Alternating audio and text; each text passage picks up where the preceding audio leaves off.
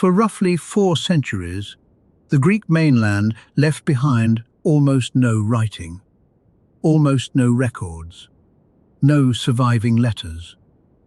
A civilization that knew how to write simply stopped.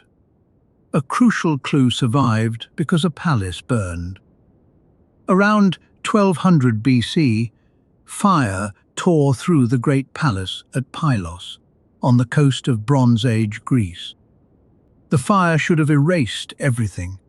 Instead, it baked the clay records hard, sealing the words inside. 3,000 years later, we can still read them. This is the world behind Nolan's new Odyssey.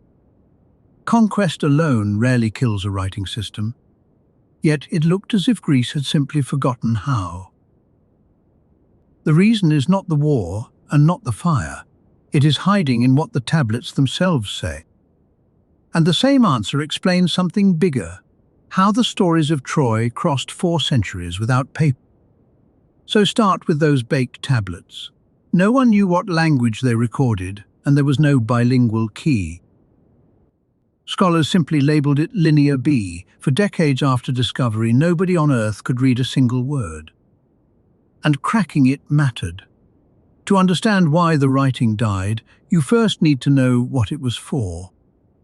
An American classicist named Alice Kober spent years sorting thousands of hand-cut cards, charting the script's word endings. She died in 1950, aged 43, 2 years before her groundwork cracked the mystery open.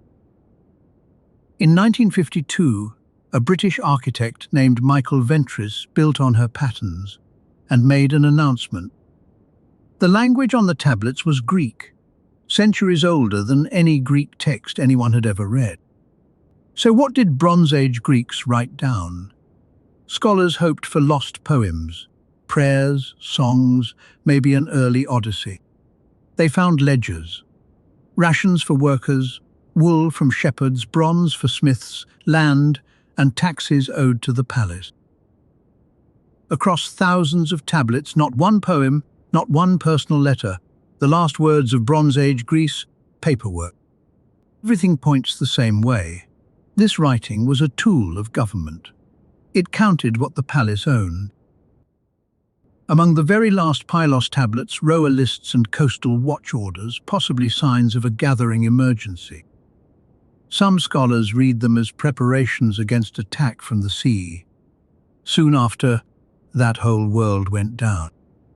In the decades around 1200 BC, the great powers of the Eastern Mediterranean were failing, one after another. Historians call it the Late Bronze Age collapse, and they still debate the causes: drought, famine, earthquakes, invasion. Letters from the trading city of Ugarit beg for grain. Other final messages report enemy ships offshore. In Greece, the great palaces burned or emptied one by one.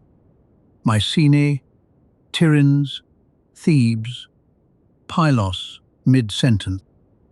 But disaster alone cannot explain what happened next.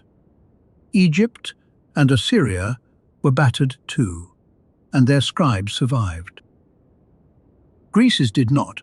One crucial difference: not how hard the kingdoms fell, but where their writing lived. In Mycenaean Greece, writing was never taught widely.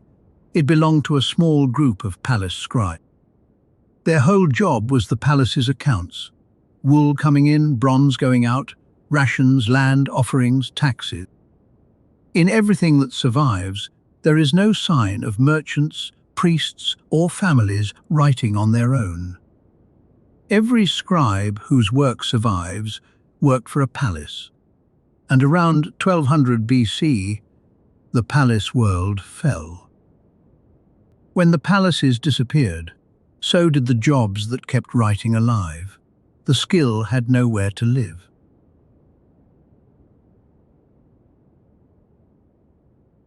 But that leaves a stranger problem. If the writing died here, how did stories about this world survive? Compare Egypt, where scribes also worked for temples, courts, and traders. Writing there had many places to survive. So the best supported explanation, mainland Greece never forgot writing. It lost the institutions that trained its scribes. And that is the strange part. The palaces took writing down with them, but not the story.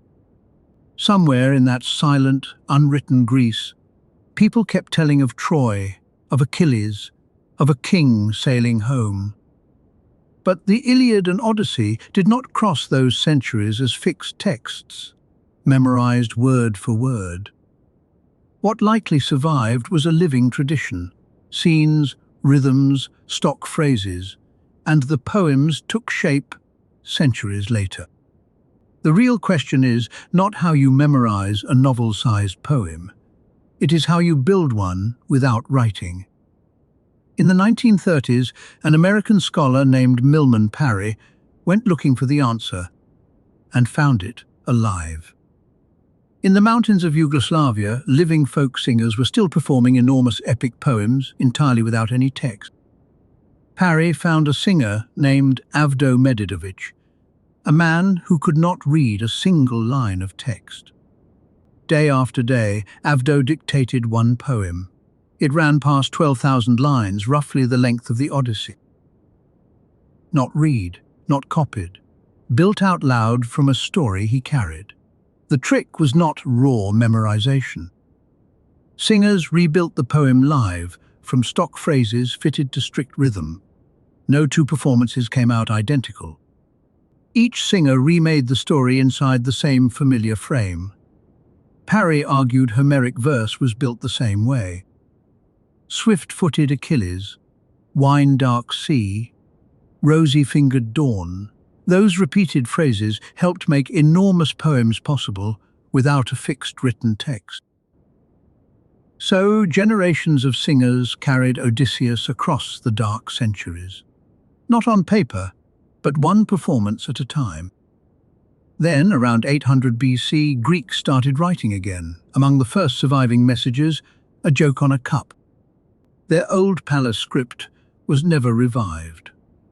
Instead, Greeks borrowed the alphabet of the Phoenician merchants across the sea. Greeks repurposed spare letters as vowels, the earliest known alphabet marking both systematically. The new script used far fewer signs than the old one, and this time, no palace owned it. Look at the first things Greeks wrote this time. Not tax rolls, not inventories, names, dedications, verse. In 1954, archaeologists on the Italian island of Ischia opened a grave and found that cup. A small painted clay cup, scratched with 3 lines in the new alphabet. In the standard reconstruction they read, "I am Nestor's cup, good to drink from. Whoever drains me, desire of Aphrodite, seizes at once." It is probably a joke. Nestor, the legendary king, owned a golden cup. This one is clay. 4 centuries earlier, writing had belonged to the palaces. Now it sat on a clay cup, teasing a hero. The last writing of the old world counted taxes. Among the first words of the new one, a joke.